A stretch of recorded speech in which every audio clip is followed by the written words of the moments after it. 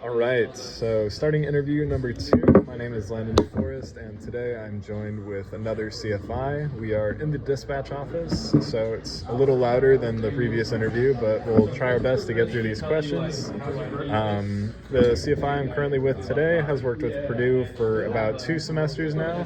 I'm meeting with him before he has to go with one of his students for the pilot discussions. So we're just going to get through these quick 5 questions, and then I will let him on his way. So starting off with the first one is, what do you think are the biggest safety issues that you've seen working as a CFI at Purdue? A lot of the safety issues out here at the University Flight Program, a lot of it has to do with occasionally we'll have students taking like wrong aircraft, or we'll have students not doing thorough enough pre-flights.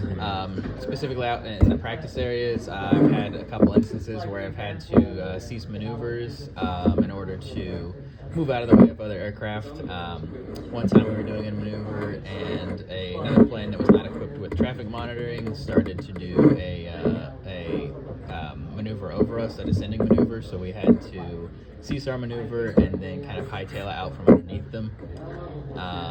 So really just traffic concentration in the practice areas and the pattern, and some students not doing their thorough pre-flights are some of the biggest issues we have. Gotcha. Sounds like scary stuff, definitely being so close to other aircraft. But I know that after talking to a lot of people, it seems like that's a pretty universal experience. I also remember hearing about the whole experience with like people taking the wrong planes at the beginning of the semester last year, so I definitely know that has been a problem. So there's some issues both on the ground and in the air for both of those.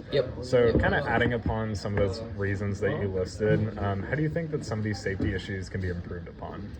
Some of the safety issues, as far as the ground operations go, a lot of it is just I think a lot of it would be improved if we could have some way to kind of force or enforce people doing thorough pre-flights and thorough inspections of aircraft they're taking.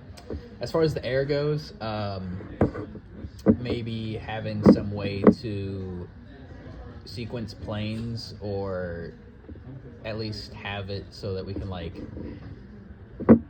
essentially separate the practice areas maybe a little bit better. So that different aircraft weren't exactly doing the same thing, or at least at the same altitude, at the same portions of the practice area. Because at least with aviation, right, you've got the 2D space, like horizontally on a map, I guess, or you've got 3D space, right? You've got altitude. So maybe if we could put planes that were doing like ground reference in the same area as planes that were doing altitude maneuvers, right? So they were separated by altitude or something like that. That would be a good idea. Or just give each plane like its own block of airspace. Something to kind of separate the traffic, at least out in the practice areas. The pattern you really can't do anything about because it's kind of everyone has to be in the pattern. So. Pretty much. I know I've had some pretty close encounters coming back into land for runway 23, but definitely in terms of the practice areas, like having to practice the like spiraling descent for commercial. I know that one's a little scary because you really got to make sure that there's no one there, because it's like when you're losing, like 4,000 feet of altitude, you don't really want to make sure, or you don't want to be close to other aircraft, and you want to make sure that you're being the safest as possible. For sure. It's a really interesting idea, though, kind of like separating them based on ground reference and things like that. That's something that I haven't really heard recently. So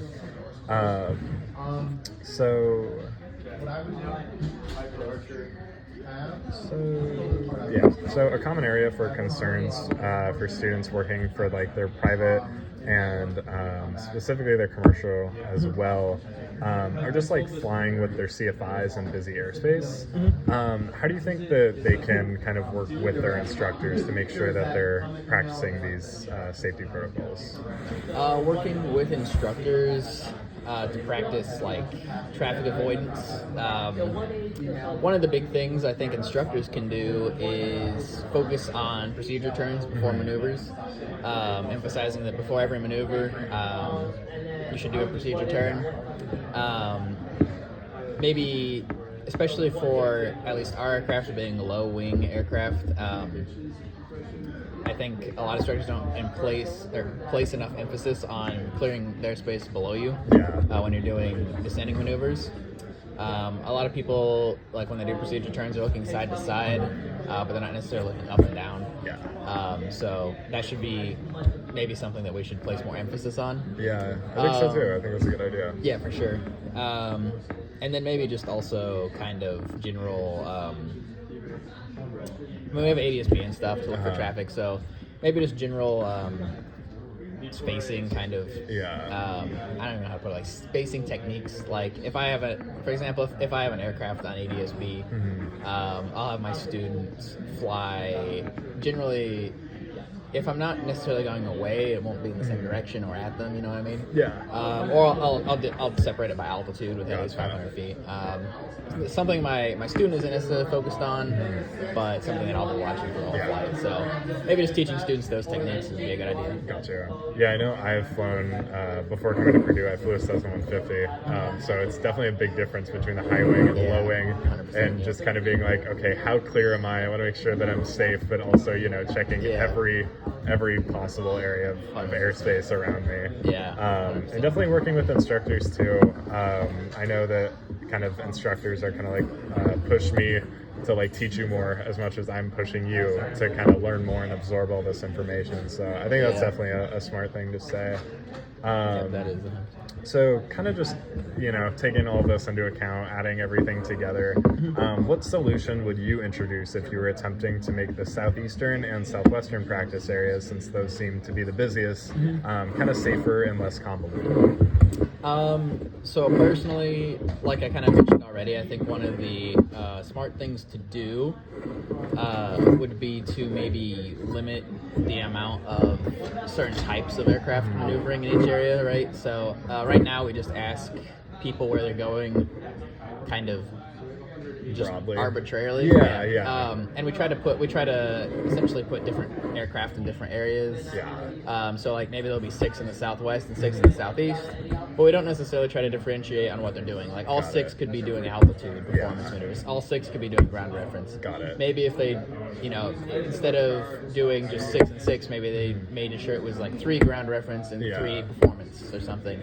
So trying to differentiate on what type of maneuver they're doing as well as where they are. So it's all about like kind of creating uniformity between all of them, and not, kind of letting all these different planes practice all these different maneuvers. And, and it's like when so many people are getting in each other's way, it makes it harder and, less efficient for everyone. Yeah, 100%. So maybe separating aircraft based on what they're doing, or teaching students better traffic awareness techniques. All right. Would be a good idea. Sweet. Well, thank you so much for your time. I really appreciate it, and I will let you go with your other students. Thank you. Sounds good. Yeah, no problem.